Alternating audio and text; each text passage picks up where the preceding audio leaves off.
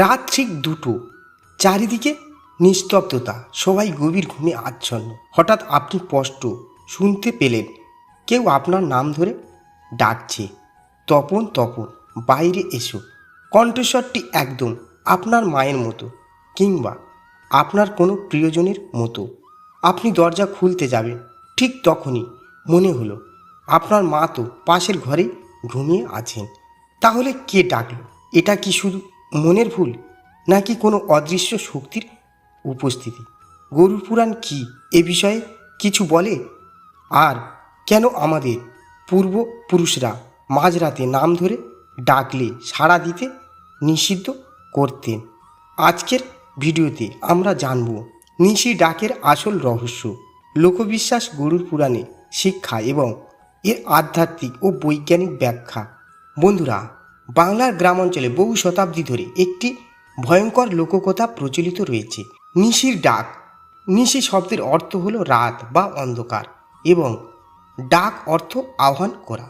লোকবিশ্বাস অনুযায়ী নিশি গভীর রাতে মানুষের পরিচিত কারো কণ্ঠস্বর নকল করে তাকে বাইরে ডেকে নিয়ে যায়। বলা হয় যদি কেউ সেই ডাকে সাড়া দেয় তাহলে সে বিভ্রান্ত হয়ে যায় কিংবা বিপদের সম্মুখীন হতে পারে। অনেক গল্পে বলা হয় নিশি একবার বা দুবারের বেশি ডাকতে পারে না, তাই গ্রামের বয়স্করা বলতেন মাঝরাতে এক বা দুবারই কেউ নাম ধরে ডাকলে সঙ্গে সঙ্গে সাড়া দেবে না। কিন্তু প্রশ্ন হলো, এটা কি সত্যি কোনো ভূত? গরুর পুরাণে ভগবান বিষ্ণু স্বয়ং গরুরকে মৃত্যুর পর আত্মার যাত্রা, প্রেতলোক এবং সূক্ষ্ম জগৎ সম্পর্কে বিশদভাবে বলেছেন। সেখানে বলা হয়েছে মৃত্যুর পর আত্মা তার কর্মফল অনুযায়ী বিভিন্ন অবস্থায় অবস্থান করতে পারে। কিছু আত্মা অপূর্ণ বাসনা বা কর্মফলের কারণে অস্থির অবস্থায় থাকতে পারে। তবে গরুর পুরাণে কোথাও বলা হয়নি যে নিশি নামে কোনো নির্দিষ্ট সত্তা মাঝরাতে মানুষের নাম ধরে ডাকে। তাহলে আমাদের শাস্ত্র কি বলে? হিন্দু শাস্ত্রে গভীর রাতকে অত্যন্ত সংবেদনশীল সময় হিসেবে ধরা হয়েছে। এই সময় মানুষের মন সবচেয়ে দুর্বল এবং অবচেতন মন সবচেয়ে বেশি সক্রিয় থাকে। ভয়, কল্পনা এবং বিভ্রম সহজেই কাজ করতে পারে। তাই শাস্ত্রে রাতে জপ, নাম স্মরণ এবং ঈশ্বর চিন্তার কথা বলা হয়েছে। অনেক সময় আমরা আধো ঘুমের মধ্যে এমন কিছু শব্দ শুনতে পাই যা বাস্তবে নেই। বিজ্ঞান একে হাইপোনাগোগিক অ্যাডিটরি হ্যালুসিনেশন বলে থাকে, অর্থাৎ ঘুম এবং জাগরণের মধ্যবর্তী অবস্থায় মস্তিষ্ক পরিচিত কণ্ঠস্বর সৃষ্টি করতে পারে। বিশেষ করে গভীর নীরব পরিবেশে এটি বেশি অনুভূত হয়। কিন্তু ভারতীয় আধ্যাত্মিক দর্শন আমাদের আরও একটি বিষয় শিক্ষা দেয়। রাতের সময় মানুষের চেতনা এবং পরিবেশের শক্তির মধ্যে পারস্পরিক প্রভাব বেশি থাকে। তাই শাস্ত্রে সূর্যাস্তের পরে অকারণে শ্মশান, নির্জন বন কিংবা অশুভ স্থানে যেতে নিষিদ্ধ করা হয়েছে।